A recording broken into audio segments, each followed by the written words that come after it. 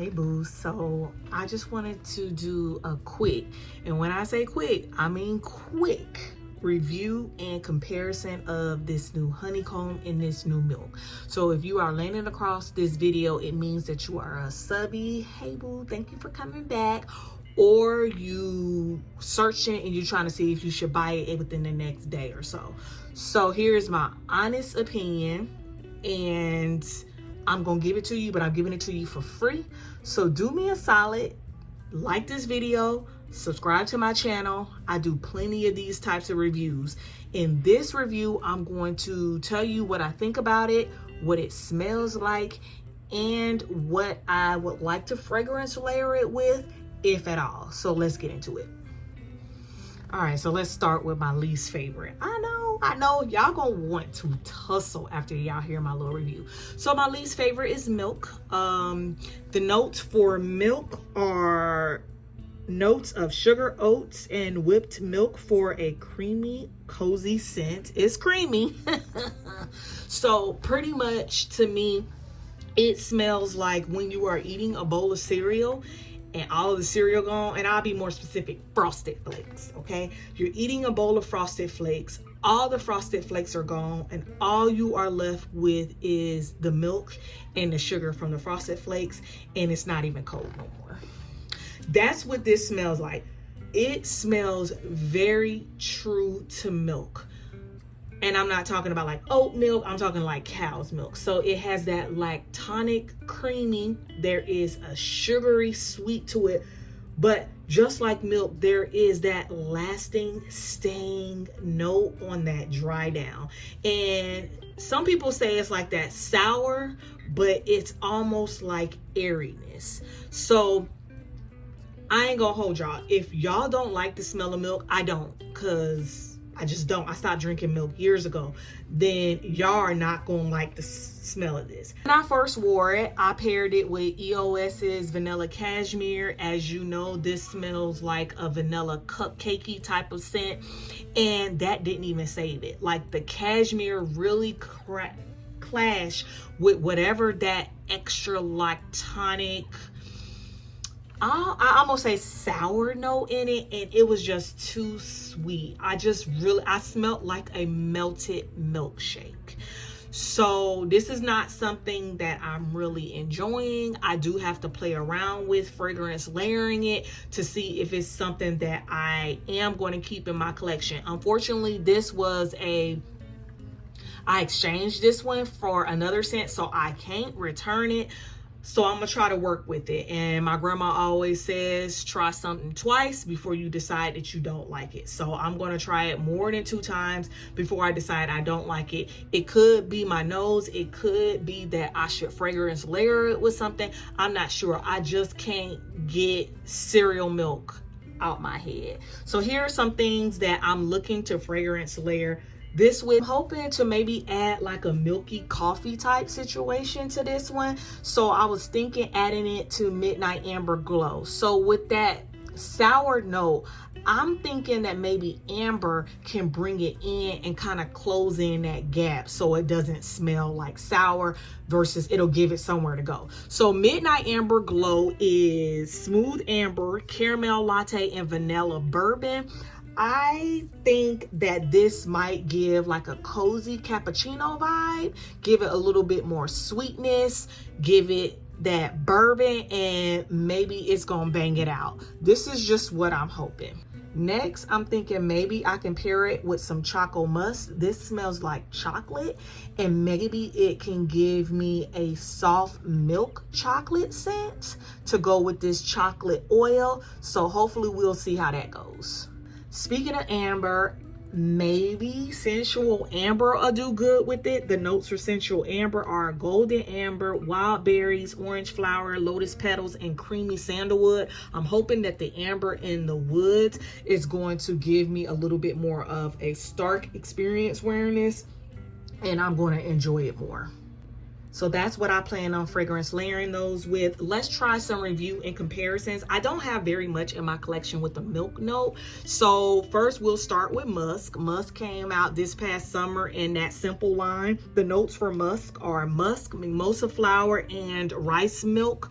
While this does have that milk note, the musk really takes over, and it's just the musky scent, and that milk just lifted that musk a bit. So it is nothing like cereal milk over there. It's its own thing, and it does not compare.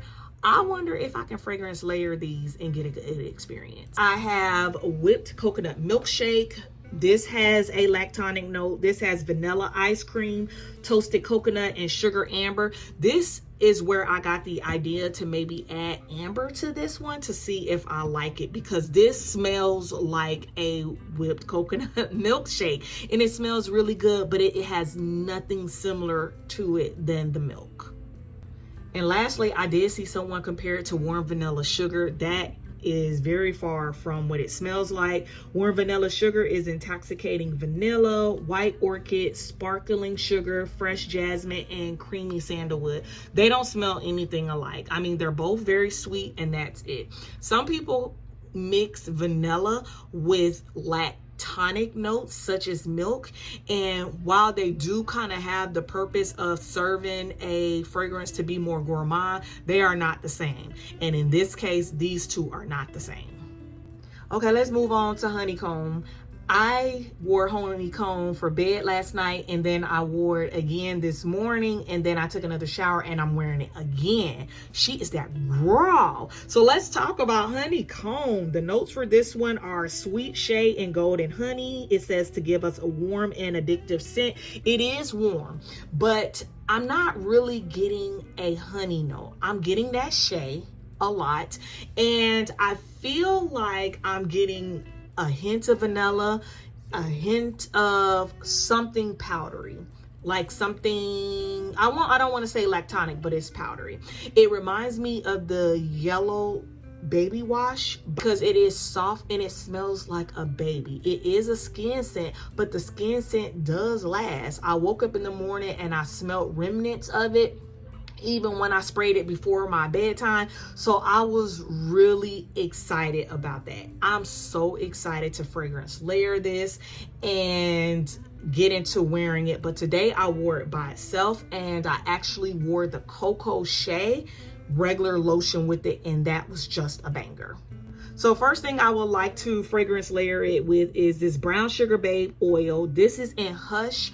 To me, it smells like flower bomb. It has that patchouli, it has that amber, and I think those notes will go really well with Honeycomb. I no longer have flower bomb. I literally finished her up a couple weeks ago, but I still have this oil and another Inspire oil. So I think that putting this with Honeycomb is going to be a banger. Keep in mind that Honeycomb is not as sweet as you would think it is.